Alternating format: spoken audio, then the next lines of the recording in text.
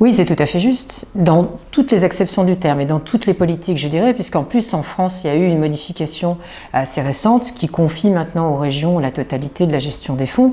Donc ça en fait des interlocuteurs, pas seulement des financeurs, je dirais, parce que le problème, c'est aussi ça de temps en temps, c'est qu'on a une courte vue sur le financement.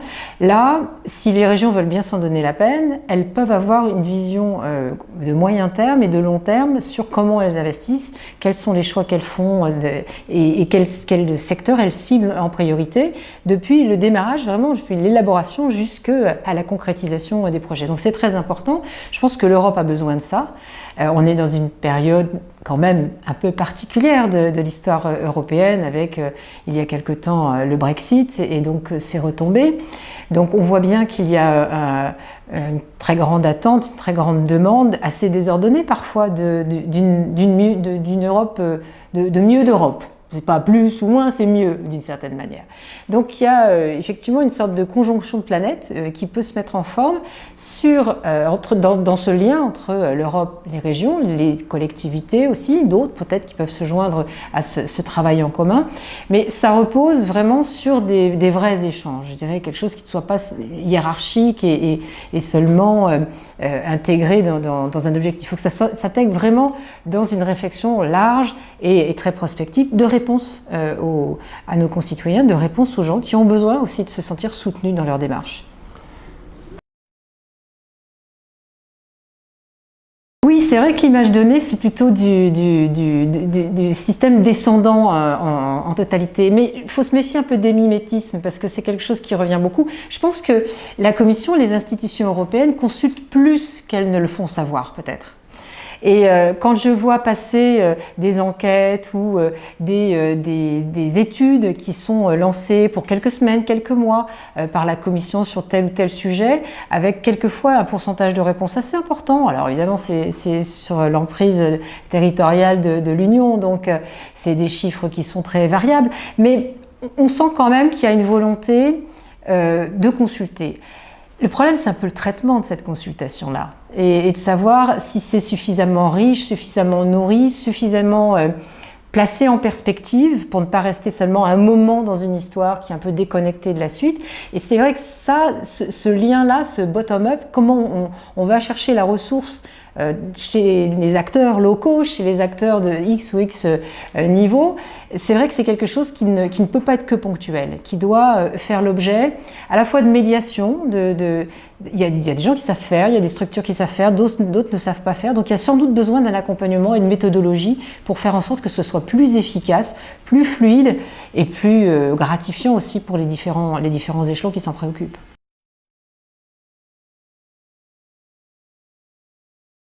Ouais, ce que vous indiquez dans la manière de se regrouper, et j'y ajoute mon credo de la longitudinalité, c'est quelque chose dont on peut peut-être s'inspirer quand on parle de certains secteurs comme l'apprentissage tout au long de la vie, où manifestement, là déjà, il y a une réflexion, des regroupements qui existent, des idées qui sont portées, et des trajets qui se sont formalisés déjà entre des entités et en direction des institutions européennes. Donc je crois pas, dit autrement, je ne crois pas forcément à une espèce de, pardonnez-moi l'expression, de fusil disperseur des thèmes où tout le monde ferait la même chose. Je pense qu'il y a une déconfiguration à trouver avec les bons échelons, avec les bons médiateurs, avec les bons sujets qui permettent justement d'alimenter en qualité les institutions européennes et de recevoir d'elles justement aussi un soutien de qualité. Donc plutôt privilégier la réflexion de moyen terme sur des sujets avec des interlocuteurs qui sont effectivement soutenus et aidés pour accompagner cette démarche.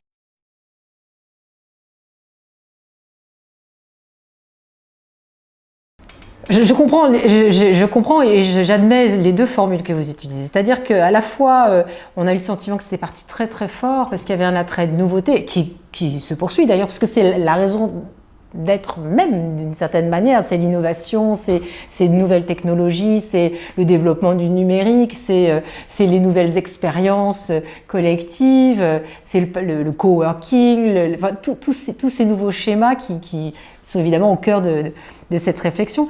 Et c'est vrai que ce côté un peu spontané, vivant, protéiforme a été quelque chose qui a été pris, qui a été perçu, qui a été pris en charge.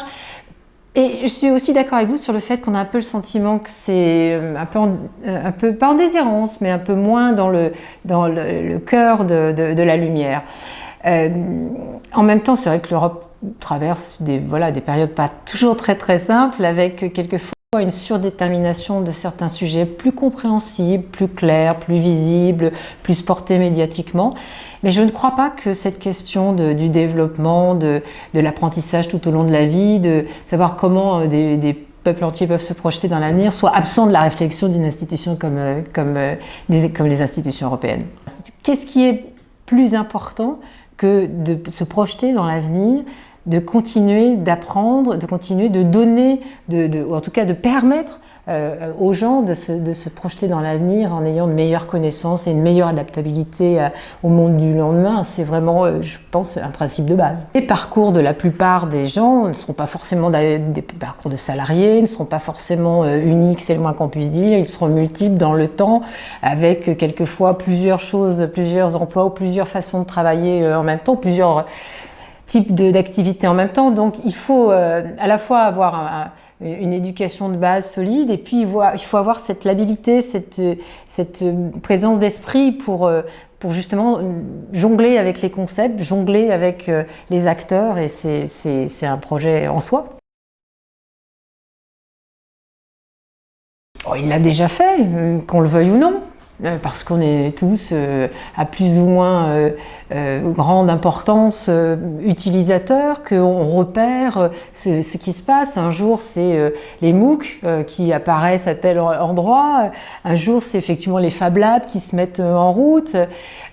Étant entendu que tout le reste, on est supposé le savoir, dans tout ce qui est la base maintenant, qui est devenu la base. Et donc, c'est à la fois, je trouve, séduisant intellectuellement, et en même temps, c'est ce qui va être le chemin et la vie de nos enfants et petits-enfants et les suivants. Donc leur monde ne peut pas nous être étranger, et en tout cas, la manière dont on prévoit avec notre regard actuel comment leur monde pourra être est infiniment important pour nous et pour eux.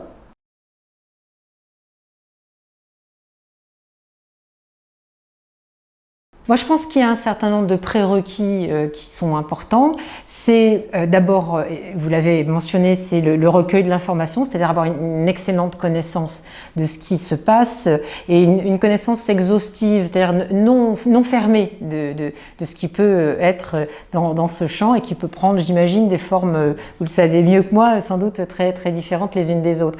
Je pense qu'il faut, donc cette identification des acteurs, il faut avoir des structures suffisamment solides pour accompagner dans le temps les choses. C'est-à-dire que ça n'est jamais simple, c'est un parcours qui peut prendre un peu de temps, et cet accompagnement basé sur cette connaissance est important. Et surtout, je pense que alors pour le coup, les institutions européennes ont une seule chose à faire valoir, si elles ne veulent pas en faire plus, et je souhaiterais qu'elles en fassent plus, si elles ne devaient faire qu'une seule chose, c'est effectivement les financer dans le temps et avoir ce regard longitudinal sur ces relais, sur ces passeurs d'informations, d'histoires, de connaissances et d'idées, voilà, avec un regard bienveillant et une attitude bienveillante et soutenue. Donc c'est la connaissance, les transmetteurs et le financeur bienveillant, même s'ils s'entendent des formules un peu particulières.